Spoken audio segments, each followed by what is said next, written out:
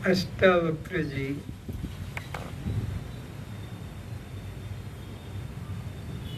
श्रोताओं को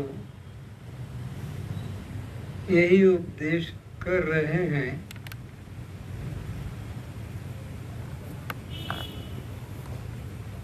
कि साधन करना छोड़ो, अभ्यास करना छोड़ो, अब अनभ्यास करो। अनभ्यास का मतलब है कुछ भी मत करो, क्योंकि कर्म का कर्ता बंधन को ही प्राप्त होता है। चाहे जो कर्म करे, योग करे, यज्ञ करे, जप करे, तप करे, पूजा पाठ करे, कर्म ही बंधन का कारण है।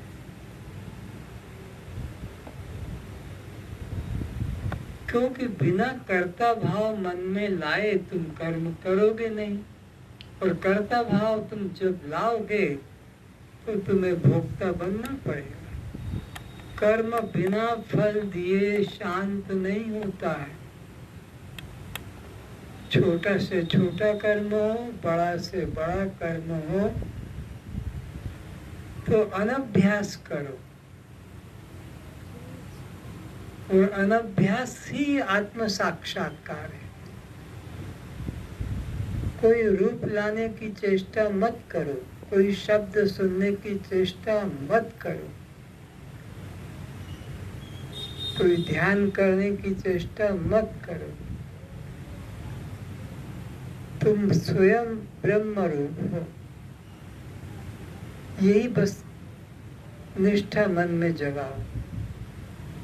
सब समय यही भाव मन में रहे कि मुझ अद्वितीय आत्मा के अलावा यहाँ कोई नहीं है, एकमात्र मैं ही सत्य हूँ।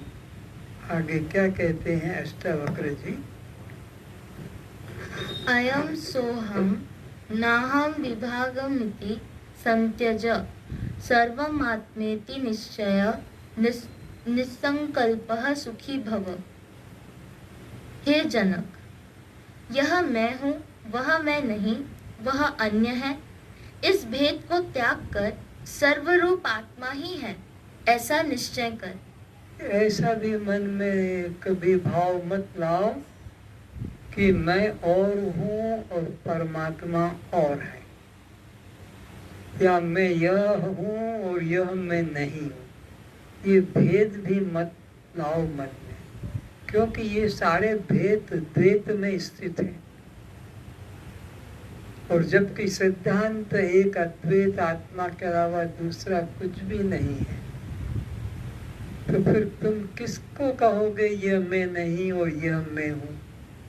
अद्वैत का प्रतिपादन हो रहा है, अद्वैत सिद्धांत की स्थापना हो रही है, अजातवाद सिद्धांत का प्रतिपादन हो रहा है, और फिर यह मैं हूँ और यह मैं नहीं, ये बात तो विपरीत हो जाती है, वेदांत सिद्धांत के विरोध में हो जाती है। इसलिए यहाँ कोई अन्य नहीं है, एकमात्र चैतन्य आत्मसत्ता के अलावा।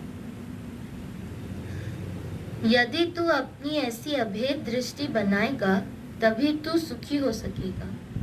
क्योंकि द्वितीया द्वयम भवति, द्वैत में ही तो भय है, द्वैत में ही तो डर है, द्वैत में ही तो दुख है।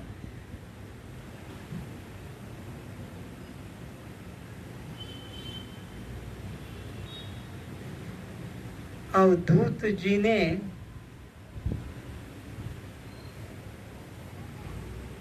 एक शिक्षा एक महिला से ली, जिसको मैं बता चुका हूँ कि जिसके घर वो भिक्षा मांगने गए, उसके पिता माता तो थे नहीं, वो अकेली युवती घर में थी, और इन्होंने कहा भिक्षाम देहि। तो उन्होंने कहा आप बैठो महाराज, मैं आपके लिए भोजन बनाकर लाती हूँ। पर जब घर में गई तो घर में चावल ही नहीं था। क्या किया जाए? घर से साधु भूखा जाए, ये तो बहुत बड़ा पाप हो जाएगा। तो अब वो धान को कूटने लगी, तो हाथों में चूड़ियाँ जो थी उसका एक ध्वनि, एक आवाज झनकार हो रही थी। तो उसने सोचा कि महात्मा सोचेगा इतना गरीब घर है कि इनके घर खाने को चावल नहीं है, अभी कूटेगी तो उठ के चले जाएंगे। तो फिर उसने अपने हाथों की चूड़ियाँ निकालती गई। जब दो दो चूड़ियाँ हो गई तब भी आवाज आने लगी, क्योंकि महिलाओं को चूड़ियों का ज़्यादा उत्साह होता पहनने का, खुश।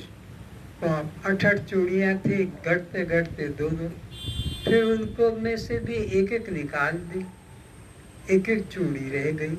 अब आवाज नहीं, और वो भोजन बनाकर दिया। तो उन्होंने उस महिला को, उस युवती को 24 गुरु में से एक गुरु यह भी माना है कि जहाँ द्वैत है वहीं भय है, डर है, दुख है। जहाँ द्वैत नहीं, भय कैसा? अभी दरवाजा बंद करके कोई महिला निर्वस्त्र कपड़े खोलकर नहा रही है मस्त से, भजन भी गूंज रहा है,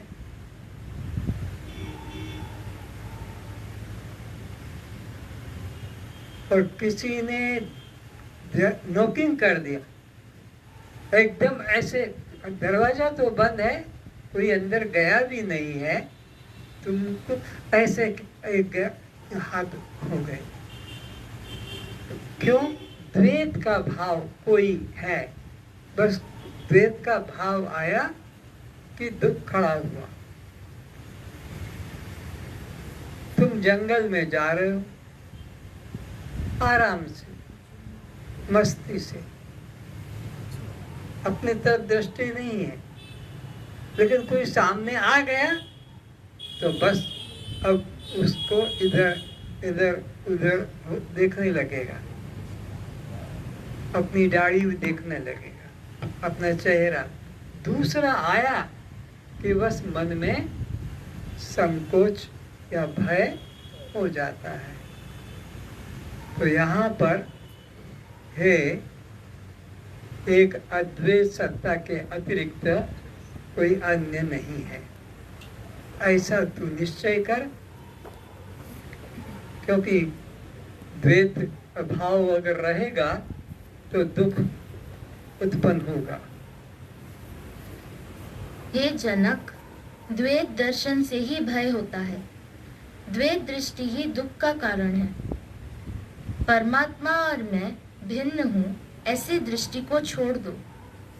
ये भाव मन से निकाल दो कि परमात्मा अन्य है, मैं अन्य हूँ।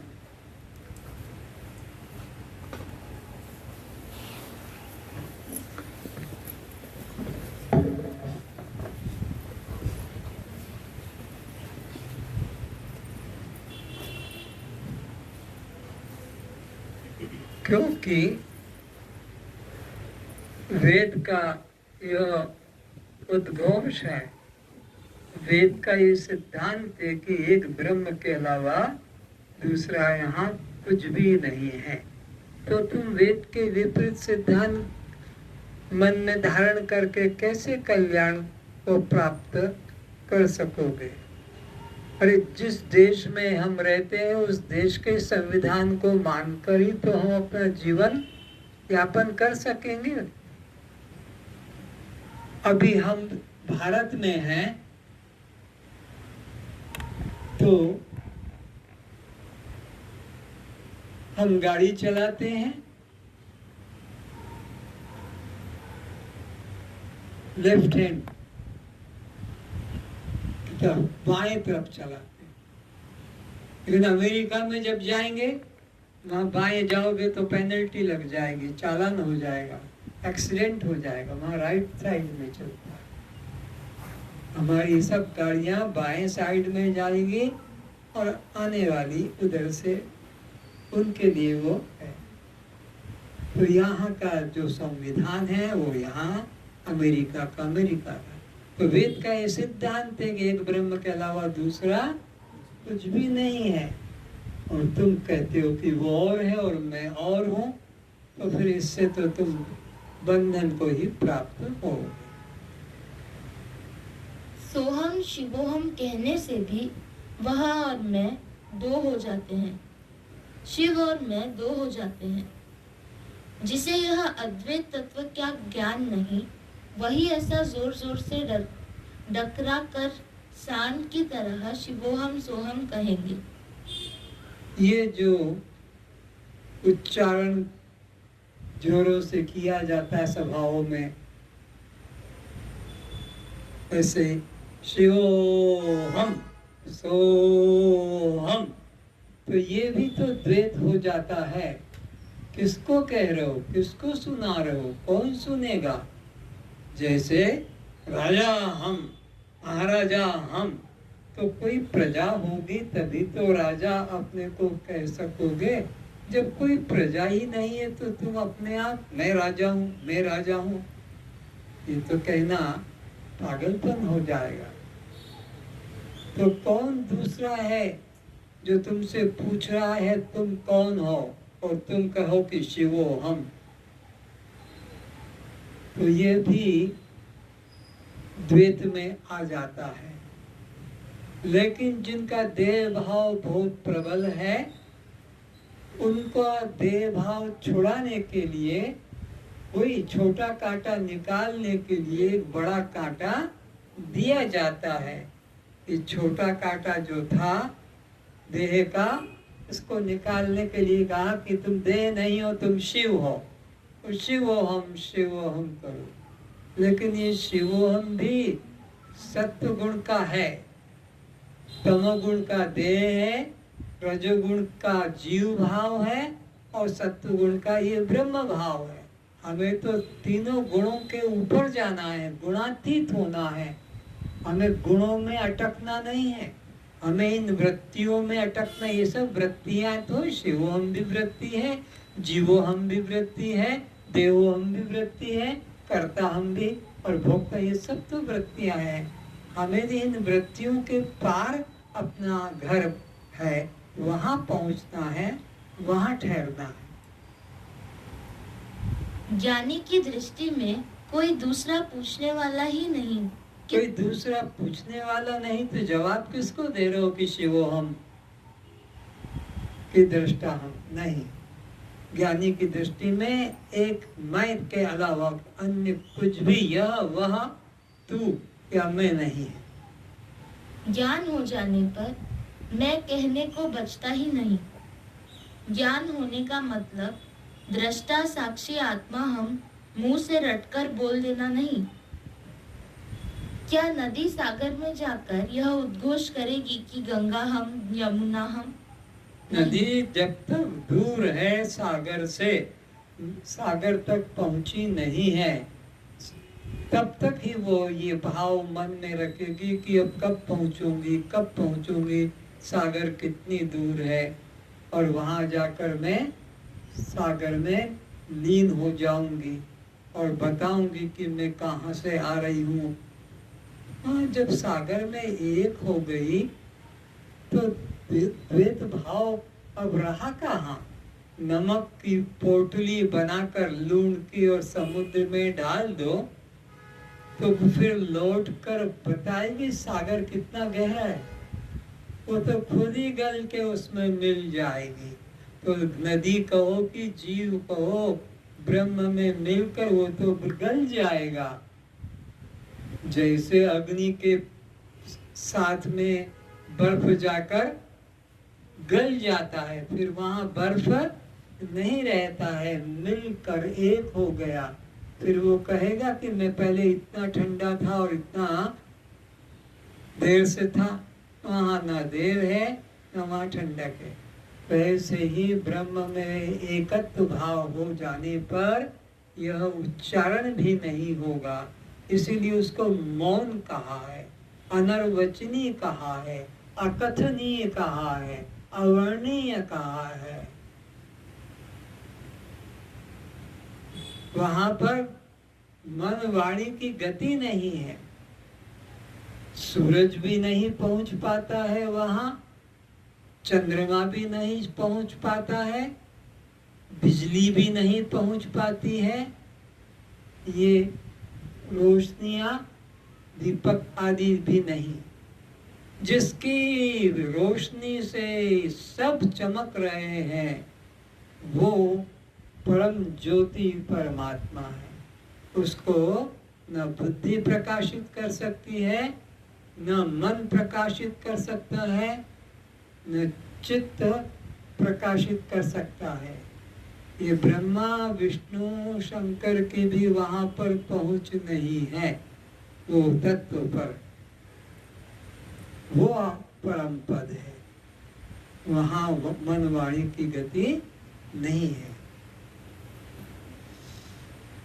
यदि नदी सागर में मिल गई तो वह सागर में जाकर कहने को बचेगी कहाँ? इसलिए सब एक आत्मा ही है। ऐसा निश्चय करके तो संकल्प रहित हो, सुखी हो। हे जन, क्या निश्चय करना है? कि सब एक आत्मा ही है। सब एक आत्मा है, बल्कि सब एक आत्मा जो है वह मैं ही हूँ, मैं ही सर्व हूँ। जैसे स्वप्न में जो कुछ भी बनता है, दिखता है, खेल, नाटक, लड़ाई, दुश्मनी, चोरी, हत्या, वहाँ वो अलग है, वो अलग है, वो अलग है, मैं अलग हूँ, ऐसा नहीं, बल्कि मैं ही सर्व हूँ। जो बना, पशु बना, पक्षी बना, चोर बना, सेठ बना, भिखारी बना, सब में यही निश्चय करो कि वह मैं ही हूँ। हे जनक, देख विचार कर, रात्रि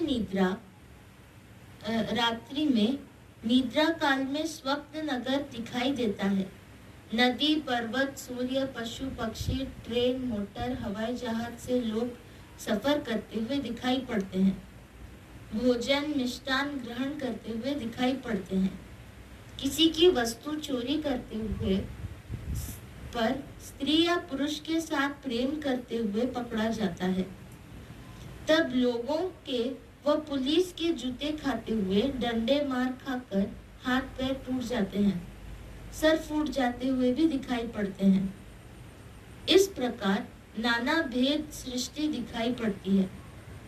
पर अब विचार करे कि इस स्वप्न नगर की रचयिता ब्रह्मा, पालनकर्ता विष्णु एवं नींद खुल जाने पर स्वप्न संसार का नाश करने वाला शंकर वहाँ कौन था?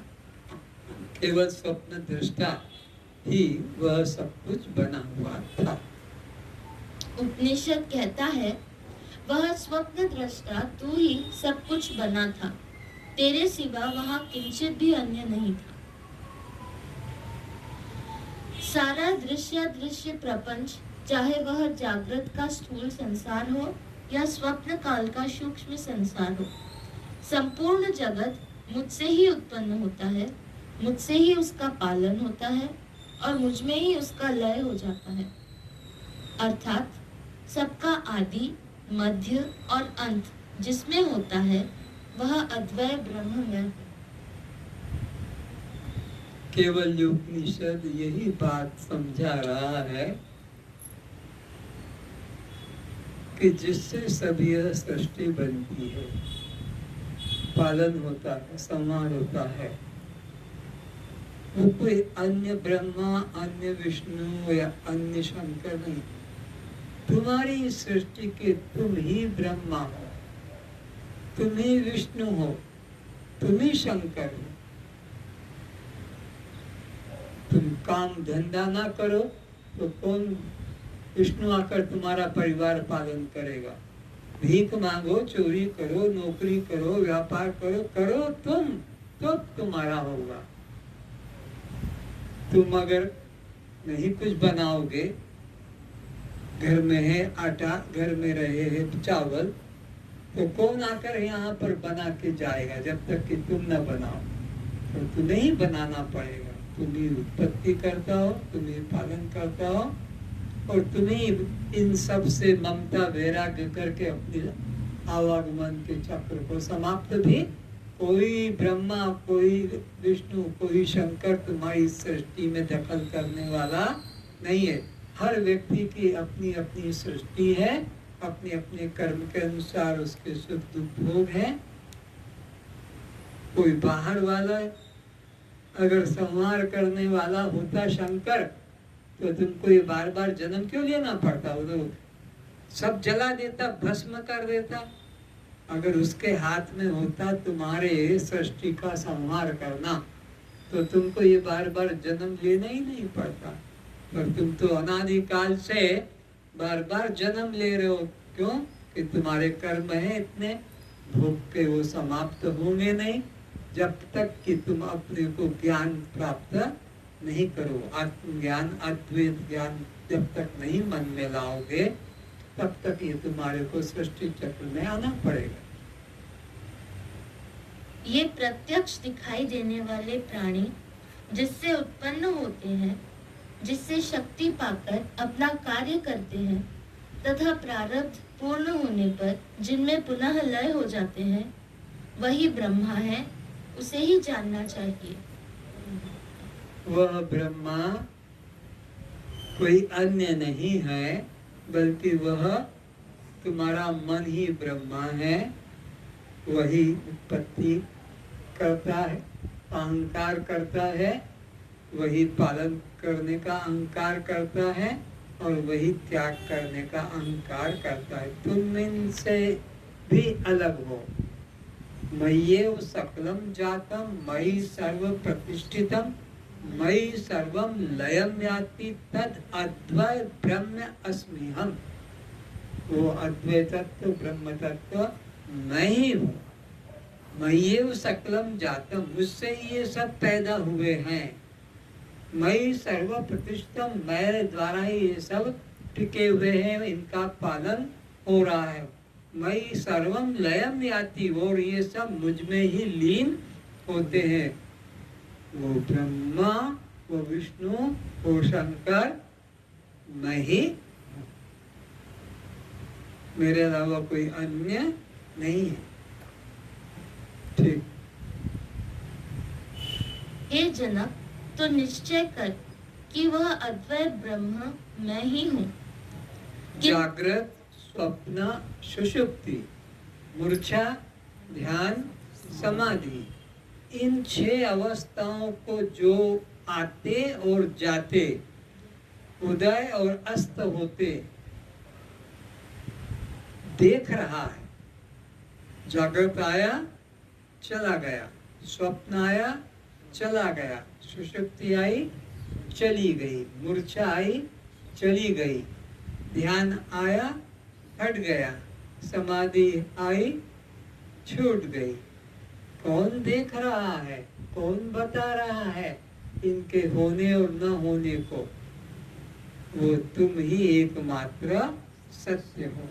और ये जो अवस्थाएं आने जाने वाली है, इसलिए केवल उपनिषद के 17वें मंत्र में यही कहा कि जागृत, स्वप्न, सुषुप्ति आदि प्रपंच, ये सब प्रपंच है। जागृत, स्वप्न, सुषुप्ति आदि कहने का मतलब जो 3 बचे हैं, कौन कौन से? मूर्छा, ध्यान, ये प्रपंच है। प्रपंच वही जो नहीं होकर भी हमें सत्य लग रहा है। सारा संसार को प्रपंच भी कहते हैं। 5 इसमें झगड़ा है, आकाश, वायु, तेज, जल, पृथ्वी। तो ये प्रपंच, तो ये ध्यान समाधि भी प्रपंच है। इसीलिए अष्टावक्र जी जनक जी को कहते हैं कि हे जनक, ये तेरा ध्यान करना, समाधि करना ही तेरे लिए बंधन का कारण है। तू सोचता है मेरी मुक्ति हो जाएगी ध्यान से, समाधि से। अरे तू तो नित्य मुक्त है। बंधन तो यही है कि मेरे को ध्यान करना है, मुझे समाधि करना है, मुझे यह साधन करना है। करने का भाव ही तुम्हें जो कोई गुरु ला देता है कि ये किया करना, ये करना, बस तो तुम्हें वो बंधन का ही मार्ग बता रहा है। गुरु तो तुम्हें ऐसा होना चाहिए जो अनभ्यास कराए, यानी सब साधन के से मुक्ति करा दे, साधन में फंसाए नहीं। और साधन में फंसा रहा है तो सोचो अभी ये पूरा गुरु नहीं है। संत कबीर दास ने कहा जो बतावे साधना, जो बताता है कि ये किया करो, ये किया करो, ये करना, ये करना, तो कहते हैं संत कबीर दास जी कि जो बतावे साधना, साधक कहिए सोए, उसको भी तुम साधक समझो, वो अभी सिद्ध अवस्था पे पहुंचा नहीं है।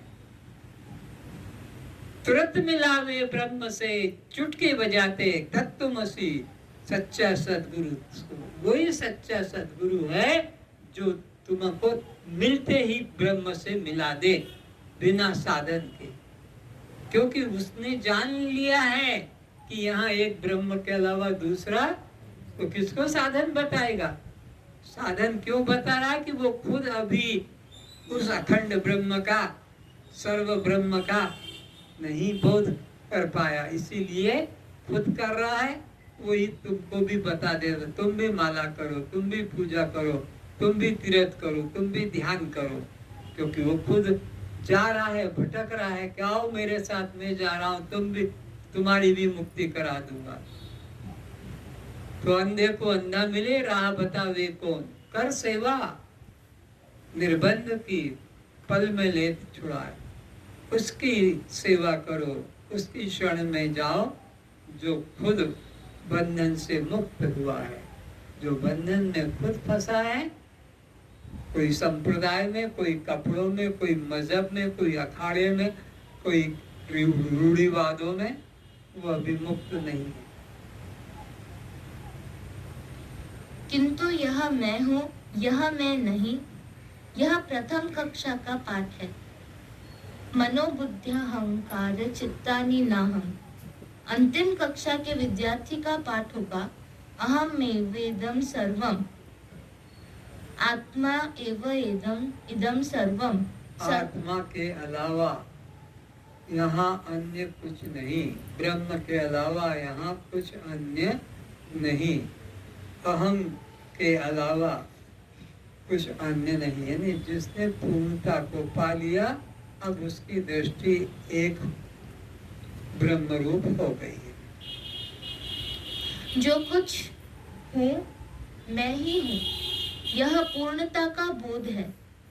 यह दृश्य अनात्मा जड़ शव पर प्रकाश है, यह मैं नहीं। इस तरह का चिंतन कर हम अपनी ही अपूर्णता का परिचय दे रहे हैं। अगर तुम ऐसा बोलते हो कि यह तो दृश्य है और मैं दृष्टा हूँ, ये जड़ है, मैं चैतन्य हूँ, ये अनात्मा है, मैं आत्मा हूँ, ये शव है और मैं शिव हूँ, ये पर प्रकाश है और मैं स्वयं प्रकाश हूँ, ये प्रकृति है और मैं पुरुष हूँ, ये क्षेत्र है, मैं क्षेत्रज्ञ हूँ, ये रथ है और मैं रथी हूँ। तो तुमने अपने को दो भागों में बांट दिया, अपने दो टुकड़े कर दिए, उधर उधर वाला मैं नहीं, इधर वाला, तो तुम्हारा अद्वैत ज्ञान हंसने जैसा हो गया। तो जिसने पूर्णता का बोध कर लिया, फिर वो कभी भी इस प्रकार का विभाग नहीं कर सकेगा। फिर तो एक ही चित देखो तित श्याम, जित देखो तित राम, जित देखो तित हम, और दूसरा कुछ नहीं रहेगा। मैं असीम हूँ, मेरे में भेद की रेखाएं नहीं है। मत स्वरूपम में वेदम सर्वम, यह सब कुछ मेरा ही स्वरूप है। यहाँ फिर भेद कहाँ? यह सब ब्रह्म है, यह सब आत्मा का ही विस्तार है।